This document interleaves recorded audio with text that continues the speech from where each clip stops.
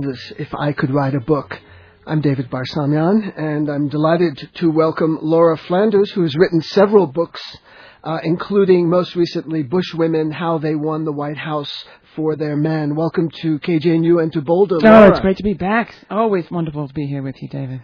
Before we talk about the specifics of Bushwomen, I want to talk to you about a non-Bush woman, the senator from New York, Hillary Clinton, who has been on the receiving end of a campaign of vituperation and venom over a period of years. And now she's, we're told, repositioning herself for a possible run in '08. I mean, you live in New York. You see her up close. Tell me about Hillary. Well, I think that the campaign against her, and we're hearing, yes, indeed, the folks who went after Hillary and Bill and the Whitewater scandal, the Scapes and the Mellons and all the rest, we're hearing that indeed they are mounting a campaign against Hillary Clinton to head off any effort she might make to run in 2008. I think this is the best thing that could possibly happen to her, because her opinion ratings soar every time she can be cast as the victim, the poor, persecuted female. That's great for her. She was everybody's favorite when Bill was misbehaving. And I think, when it comes to New York progressives are very frustrated with their senator. She has been on the wrong side of every policy from welfare reform to the war in Iraq. So if she can present herself as the victim of the right-wing media conspiracy and the right-wing conspiracy more broadly, that could be great for Hillary. You say that we live in a media environment from which feminist analysis is completely removed. Talk about that. Well, that's been my complaint for forever. When we first met, David, I was working for FAIR, the Media Watch group where I started the women's desk, and my complaint was that we as a society pay for sexism in our media. We pay for the sidelining of women's perspectives in our political discussion, and we pay for the absence of a kind of gender critique or a feminist critique in our politics. We saw that most stunningly in the last election, of course, where you had a campaign that basically came down to who is more macho. Is it the guy, the actual live killer now with the blood pouring off his wrists, or is it the killer who says, I've been in retirement, but I promise if you elect me, I will kill again? That's what it came down to. Who is más macho? And there was nobody in the debate to say, wait a minute, we don't only measure strength in the 21st century in medals and ribbons. We don't only measure strength in the ability to kill the other guy. Couldn't we have a model of leadership, male or female, that talked about strength being standing up for the most vulnerable, strength standing up for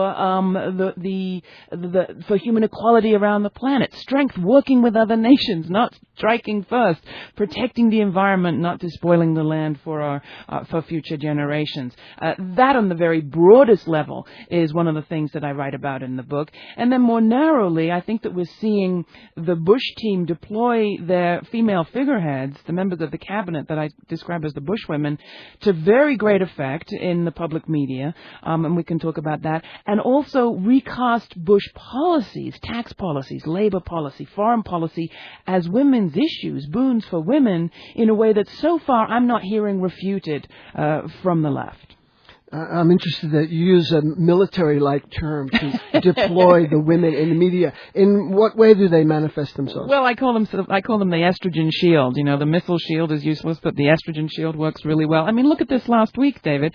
You had very bad news at the end of April, beginning of May, on the international front. Dying continues and killing in Iraq. You have Bush's two big allies, Berlusconi and Blair, fighting for their lives at home, paying the price for going along with W, and you have the president's Social Security plan on the rocks. The country as a whole, despite a 60-day campaign effort, has not bought into his plan to privatize Social Security. So what happens at the end of the weekend? Well, there's the Journalists Association dinner, and out comes Laura Bush, the First Lady, and gets headlines by being funny, cracking jokes, rather off-color jokes, some of them about Bush trying to milk a male horse. I don't know what the religious right made of that.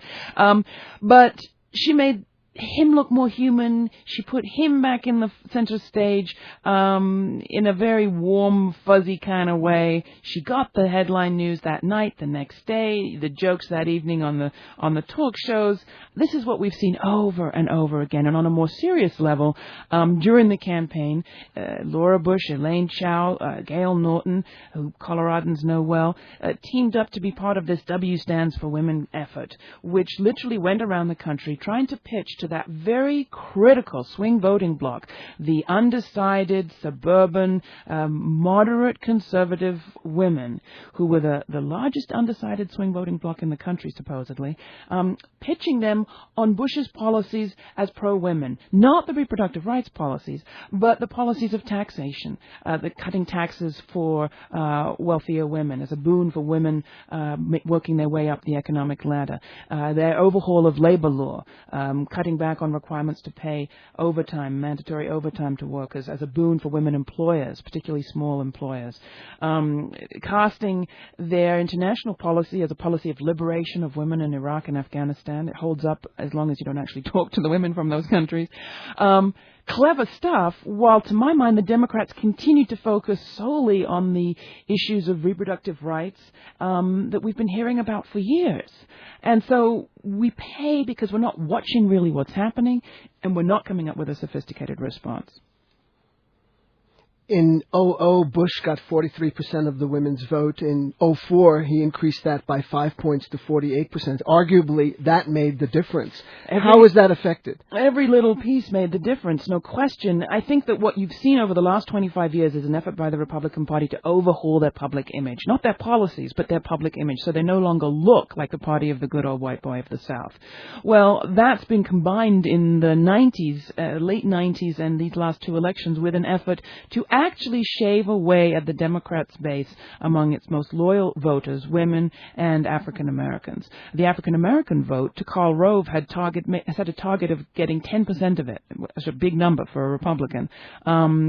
George W. actually won 11% in 2004. How did he do got it? 8% in 2000, is that 8,000 in 2000. 8%. 8% rather in 2000, and 11% in 2004. Now, you may say these are small numbers, but as you point out, in an election that was decided by tiny margins, even those small numbers made a difference. How did they do it? They've been focusing. They've been focusing on trying to break up the Democratic base, make the Democratic Party fight for even those constituencies they've tended to take for granted, at the very same time that their Democratic Party's been doing the opposite, which is trying to recast itself, as John Kerry said, we don't want to be known as the pro-abortion party, recast itself as less the party of women, less the party of civil rights, less the party of labor rights, and more the party of the conservative white male, supposedly undecided voter who, I never met one, but maybe they were out there. I got a letter in the mail yesterday from Narl, and they write, "Dear friend, it's almost beyond comprehension. A solid majority of Americans consider themselves pro-choice, but George W. Bush was able to win the votes of enough pro-choice Americans to get reelected, despite being the most radical anti-choice president in U.S. history." Well, I mean, there's two things about that. The National Association for Reproductive Abortion Rights and now they call themselves Pro-Choice America, National Abortion Rights Action League is NARAL. They are making a good point. How is this possible? You have a majority of people in this country who support legal abortion, and sure enough, those polls, those sort of dubious polls after the election of 2004 showed that still 62% believe abortion should be legal and available to women who need it or want it. We have a pro-choice majority in this country, but I think what you saw, and we had a pro-choice constituency that came out for John Kerry in massive numbers. I mean, we did see 8 million more Democratic voters come to the polls, and a lot of that was driven by pro-choice groups. There is no constituency more loyal, more generous to Democratic presidential candidates.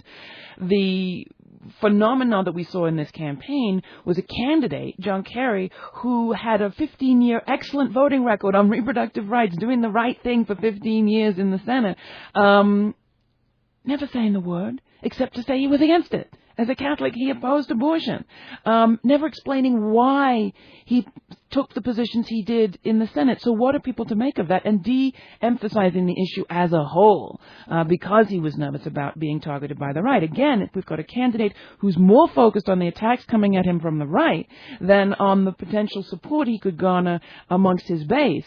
And that's how George W. gets elected. Now, George W. gets elected thanks to a lot of things, the Electoral College and voting machines probably being two of the biggest ones. But the Republicans managed to persuade women, sent out two messages at the same time, that Bush would be strong on the international front and protect American families, and also that he actually wasn't going to do anything to reproductive rights.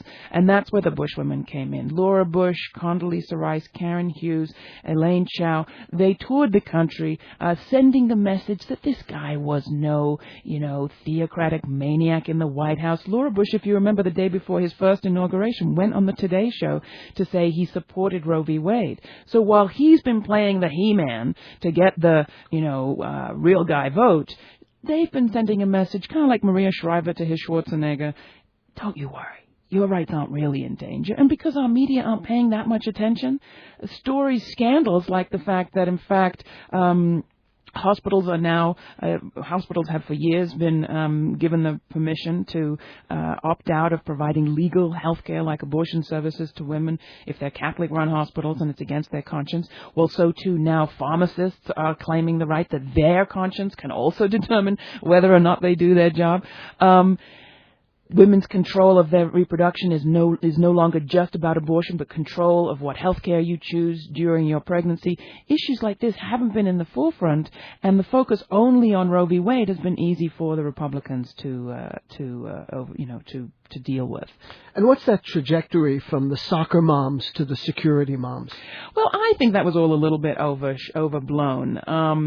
When it comes to security, of course, it depends on how you define it. But there's no question that in the 2002 midterms, we did see a shrinkage of that gender gap that most analysts described and explained by saying the soccer mom vote had become the security mom vote, that the Bush administration had managed so to terrify the American public that they thought a vote against the incumbent administration was a vote that would put their kids in danger.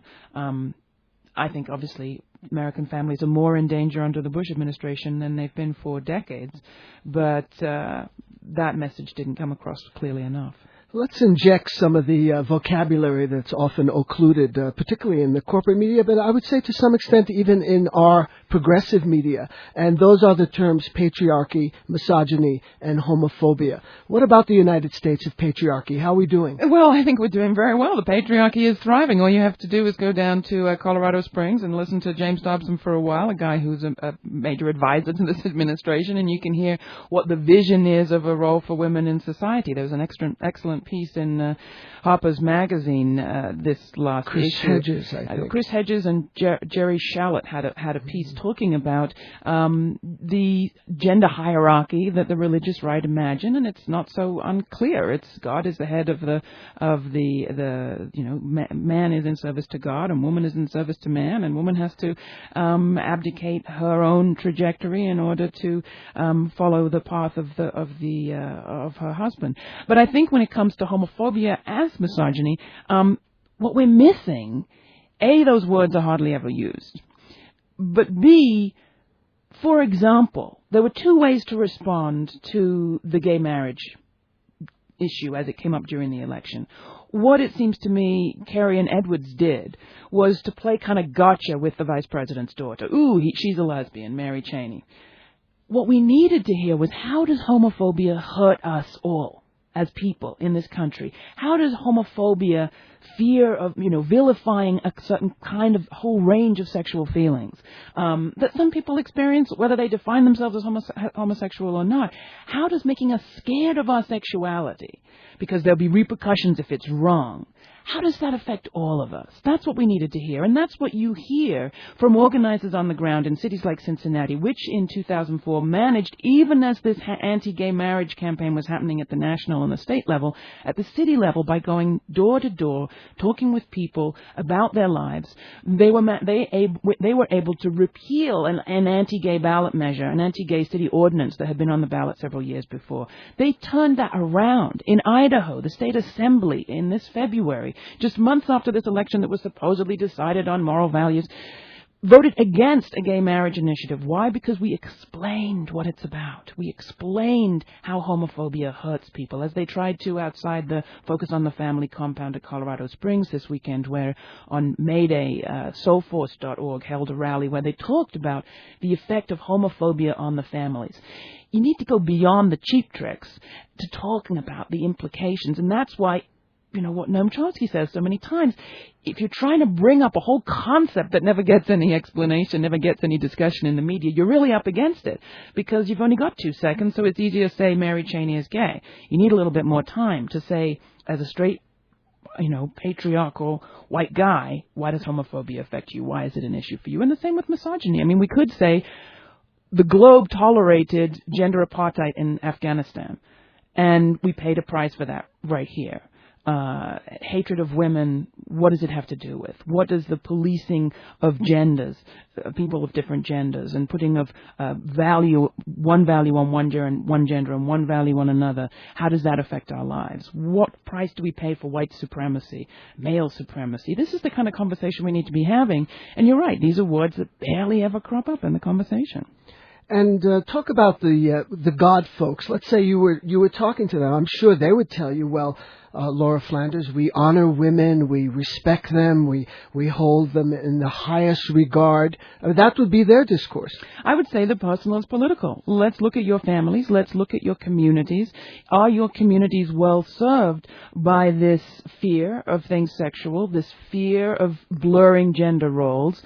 How are the religious right dealing with epidemics of AIDS, epidemics of sexually transmitted disease, if they will not talk about sex? Have you no concerns about your children learning about how to prevent themselves contracting sexually transmitted diseases of all sorts? Do you not have domestic violence in your communities? How do you deal with that? These questions of silencing and imposing fear are cropping up in all these communities. And frankly, while I think our job is to defend secular democracy, and that's our number one job, it seems to me, right now in the USA today, because we cannot have a democracy in a theocratic state, well, at the same time, I believe those churches will be turned around by the people within them, because within those churches are women who are battered, men who feel terrified of their sexuality, gays and lesbians who are not going to deny their feelings permanently because of what they're told from the pulpit. It's changed. Look at society. Look at the United States, how it's changed. It's going to corrupt from within in a good way, I believe, those churches. But in the meantime, we have to stop their leaders getting, political power. Well, how do we as progressives get to them? What is our voice? What is our vocabulary, the lexicon? Well, I think we talk about values. I think we talk about caring. I think we talk about faith. We believe justice. Faith, justice. That we believe in the humanity of everybody being equal, that you don't have a different value if you're a man, if you're a woman, that no society that sets up one set of folks as the supreme beings can genuinely be a society that has a democracy. We can talk, I think, to those who are working within those churches. Are we going to take on James Dobson? I don't think so.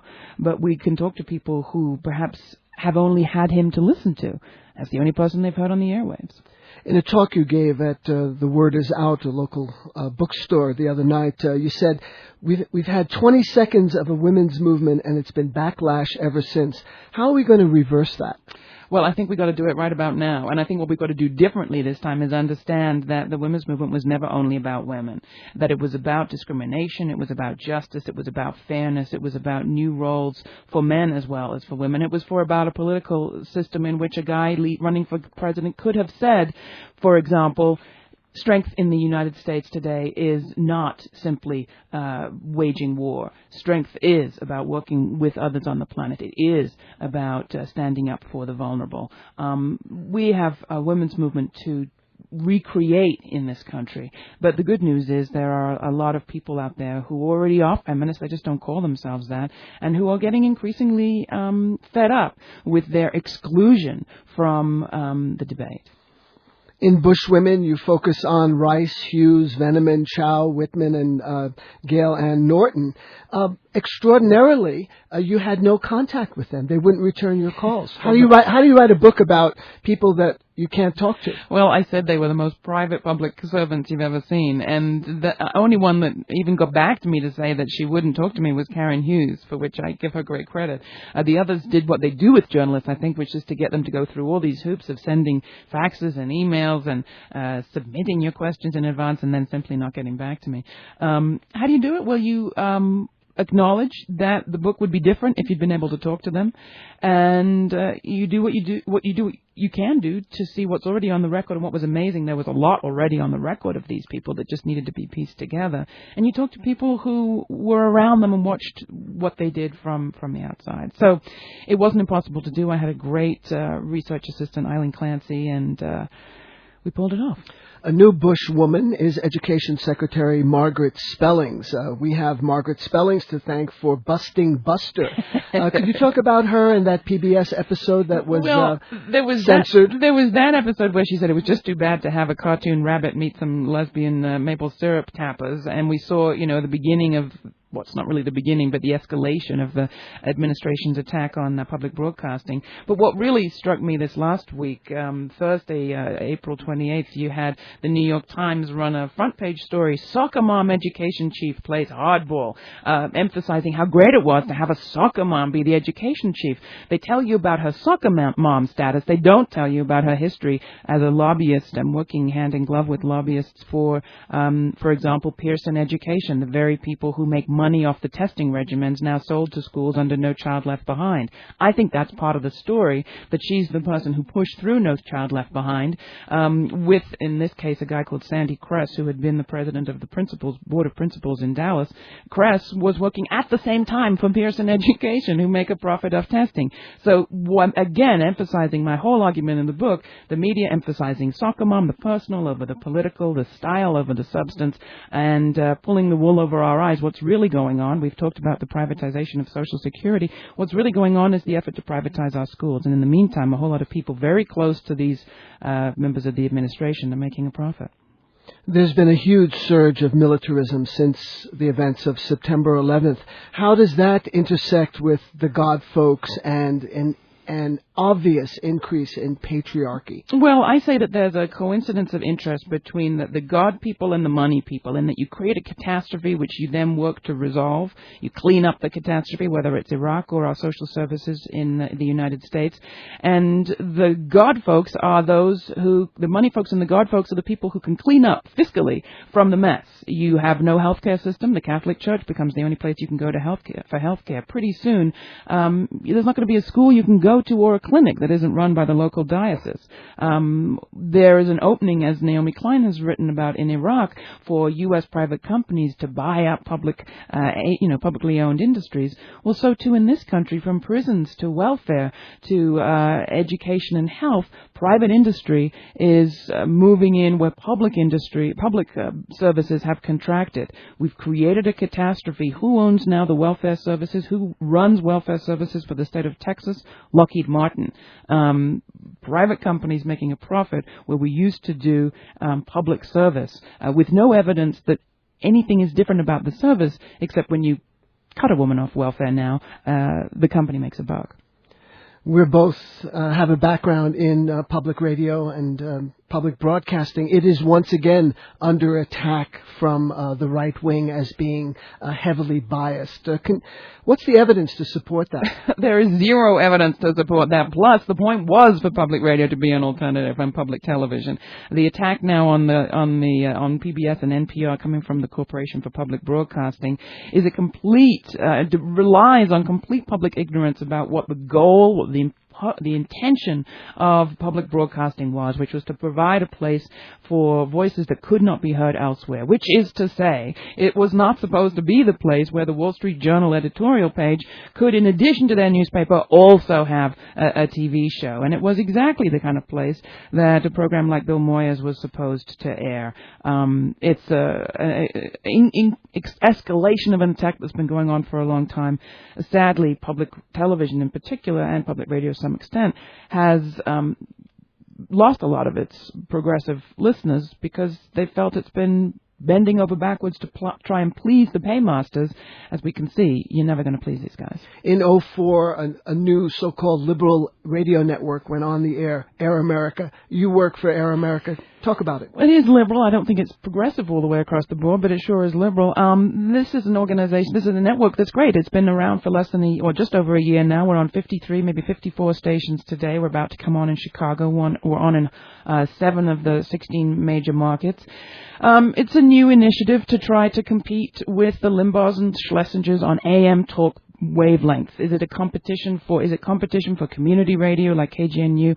I don't think so, because we're still dependent on corporate dollars and we're still having to find sponsors. I believe ultimately that the media that really provide an alternative are those that are free of that corporate pressure. But Air America is providing an alternative for people who have been listening to Rush Limbaugh all these years. They turn the dial, they hear something very different, and I think it's evidence of what a hunger there is for that among, I have to say, my listeners are not Pacifica listeners or NPR listeners. These are people who've been listening to commercial AM right-wing talk just because they like the company. The exciting thing about it is it's a place for conversation. We get to have national conversation, hear people talking coast to coast about the issues you care about. That's fun. Clear Channel, the San Antonio-based radio network, jumped from fewer than double-digit radio stations in the early 90s to now over 1,200 radio stations around the country. Air America finds itself, including in Denver, Los Angeles, and elsewhere, on Clear Channel stations. You find that troubling? Yeah, I think it's a good sign that even a bottom line driven corporation sees there could be money to be made from Air America. My concern is that those stations are, as it were, curating their own lineup. So some of what I hear, some of the hosts are not Air America hosts. I don't know, raises some questions in my mind. And you're on Air America when? I'm on Air America Saturday and Sunday, 7 to 10 p.m. in the Denver area. We keep getting replaced by sports. So if you want to hear the program, call in to 7:60 a.m. and get them to play the Laura Flanders show on a regular basis. I'd appreciate it. And you also write for Common Dreams. I write for Common Dreams, The Miz, The Nation, whenever I get a chance. You can check out an article May 3rd on commondreams.org. Our guest has been Laura Flanders, author of Bushwomen. Thanks so much, Laura. David, great to be here. I'm David Barsamian. Thank you for listening.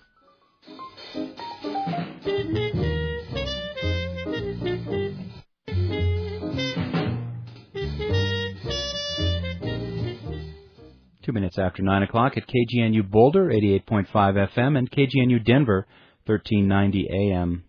Partly cloudy today, highs in the mid-60s in the metro area. Stay with us in half an hour. Diverse music comes your way on the Morning Sound Alternative. Up next on listener-supported KGNU, it's Soundprint. Welcome to Soundprint. I'm Barbara Bogave. Okay, everyone says that Paris is the most romantic city in the world. It's the place where anyone can fall in love. But I don't agree. I think Paris is just number 2 on the list. My choice for number 1, the most romantic place on earth, is the city of Hong Kong, and here's why. In Hong Kong, more people from more cultures are mixed together in a smaller area than perhaps anywhere else. And when you have a situation like that, you just know that you'll wind up with all sorts of wonderful and improbable and varied love stories. And that is what our program is all about. People from all over